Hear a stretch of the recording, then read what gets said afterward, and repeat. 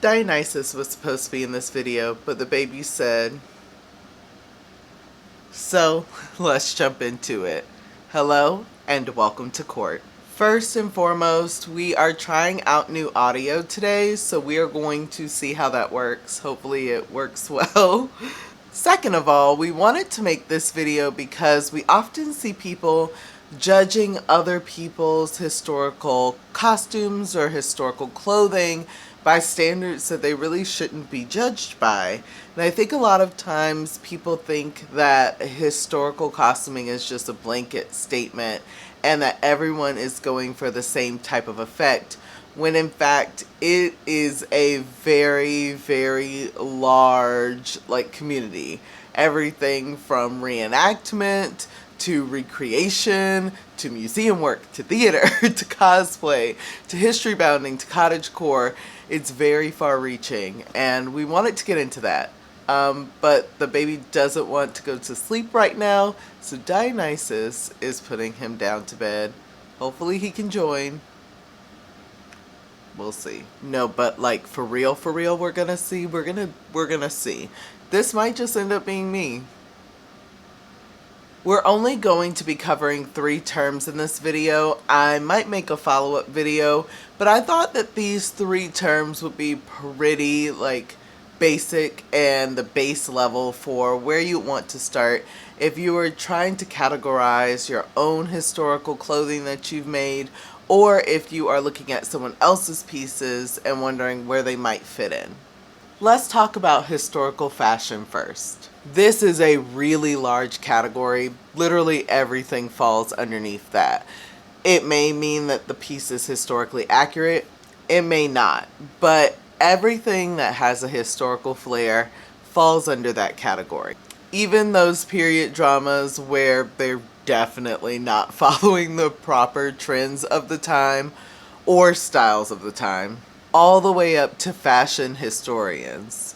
Typically, people don't just label themselves as wearing historical fashion without another asterisk onto that, or being interested in historical fashion or being knowledgeable about historical fashion without another asterisk on there.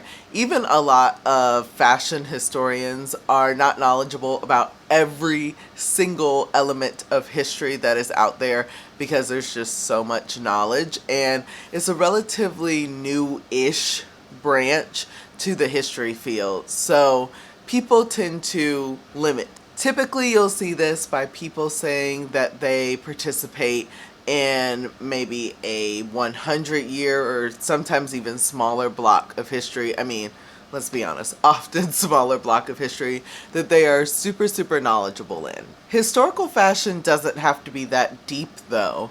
Sometimes people just like a base silhouette from a specific era or a specific decade, or sometimes, depending on what point in history you're talking about, a couple years. And they only want to give an idea that they are representing that point in history, but not necessarily going for historical accuracy. I like to think of it pretty simply.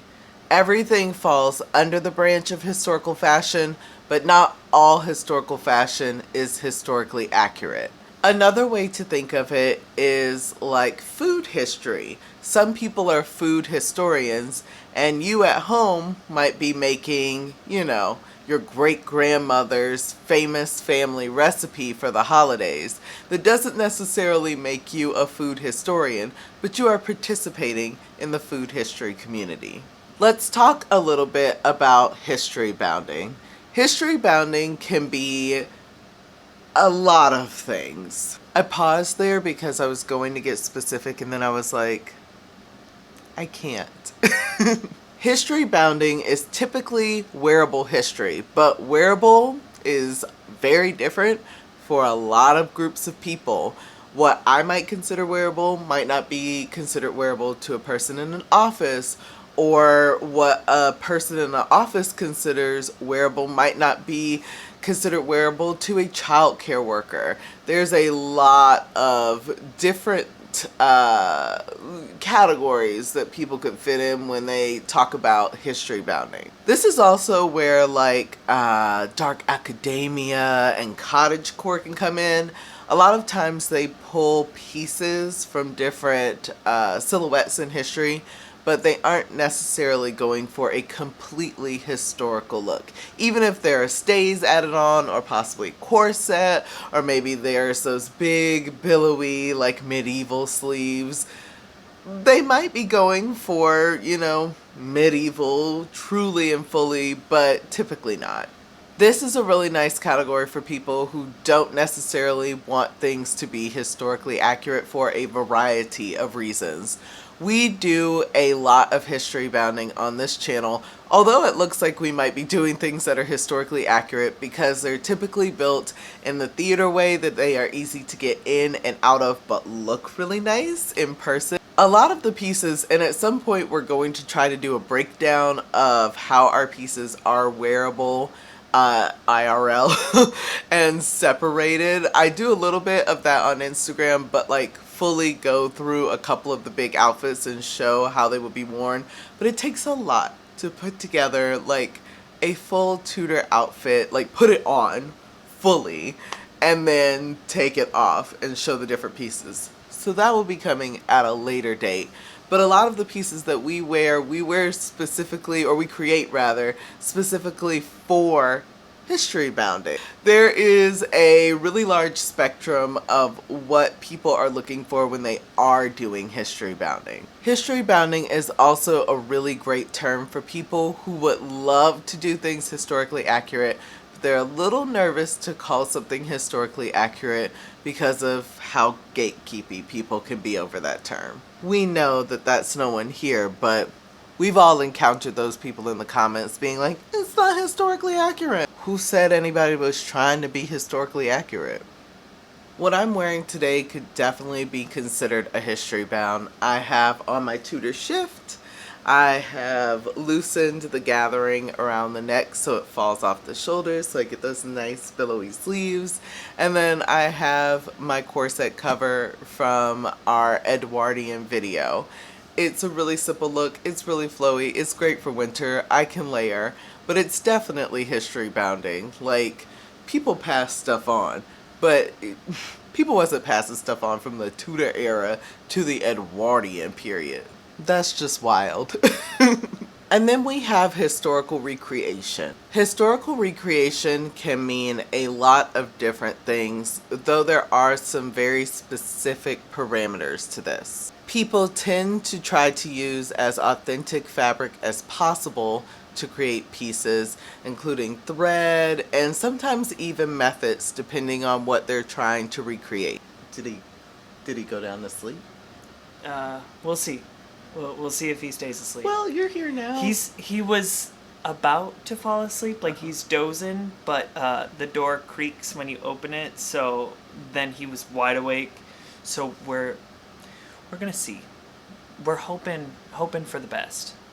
So I was talking about historical recreation. You have missed most of the video. You can watch it on YouTube. And I was talking about how typically with historical recreation, people try to do the most accurate thing to the time period as possible, but that can have a little bit of wiggle room. So that could be everything from I'm trying to use the correct material and the correct thread and the correct methods to I am trying to literally recreate this piece. So maybe it's a museum piece that is no longer able to be displayed and they want you to recreate that piece, but not necessarily with the same method. So they're like, hey, we need this done in 3 months. Could you hand sew a gown and beat a gown and all that stuff in 3 months? Yeah. You like sleep?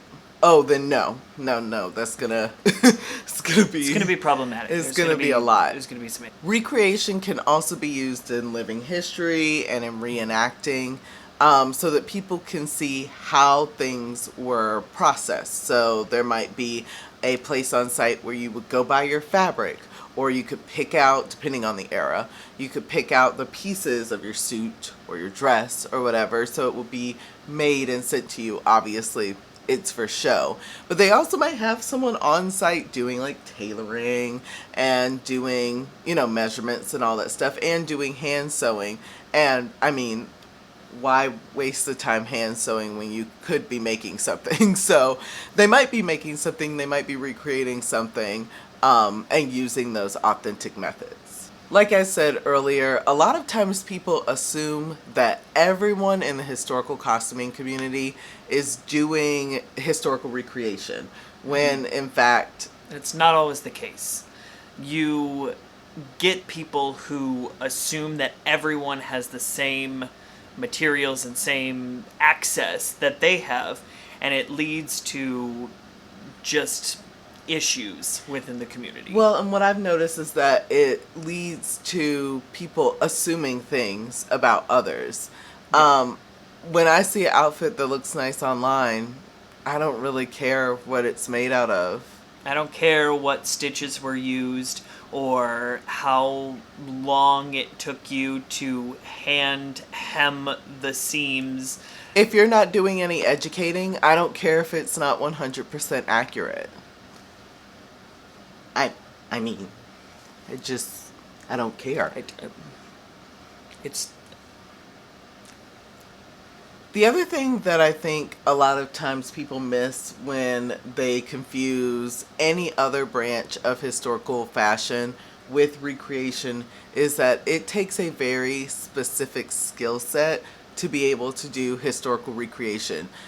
yes, very much so. I mean, it just really does. You could literally be over like a very large fashion house that's world renowned and not know these techniques because it's a different skill set. I may have the skills to embroider, but I don't necessarily have the skills or materials to historically embroider. Right. Well, and I mean, it's the same with mending. You might have the skills to know how to mend, but knowing how to mend historically accurate for this time period, for this piece, for whatever the case is a different set of skills that definitely lends itself better to historical recreation. That being said, someone who is a fashion historian may know how to do those pieces, but they might not be recreating the piece. Does that make sense? Yeah. There's also the people who know how to do it, but can't replicate it. I wanted to keep this pretty short and sweet, but this is sort of an introduction into what some of the branches within historical costuming are, and there are a lot. We didn't even get to the halfway point. But we want to start a conversation, so please comment below so that we can continue having the conversation. We can elaborate on points that were missed or that we didn't get to elaborate on as much, and then we can keep having that conversation with you. And we're hoping that this video reminds people that the standards that you may have for your costuming are not standards that other people may have for theirs. It's not the needs that they may have. It's not the knowledge that they may have. And that, like, folks just out here trying to have fun. Make something pretty. Make something nice. Wear it all the time, or just once. Maybe once for some of it. No. Multiple All the times. time. And if you see something and you think that isn't historically accurate, and that person isn't an educator and isn't a reenactor and isn't living history, and they're not trying to do things historically accurate, you can mind your business. Minding your business is free. It's still free? Yeah, doesn't cost anything. Oh my gosh, is that a Black Friday sale? It isn't. It's a year-round sale. I know. Exclusive deals. Year-round. This video was sponsored by mine. No, I'm joking. If this is your first time in court, welcome. We love having you and we love seeing you. If you're new here, feel free to hit that subscribe button so that you can see more content like this and other content that we do as well. Until next time, Bye.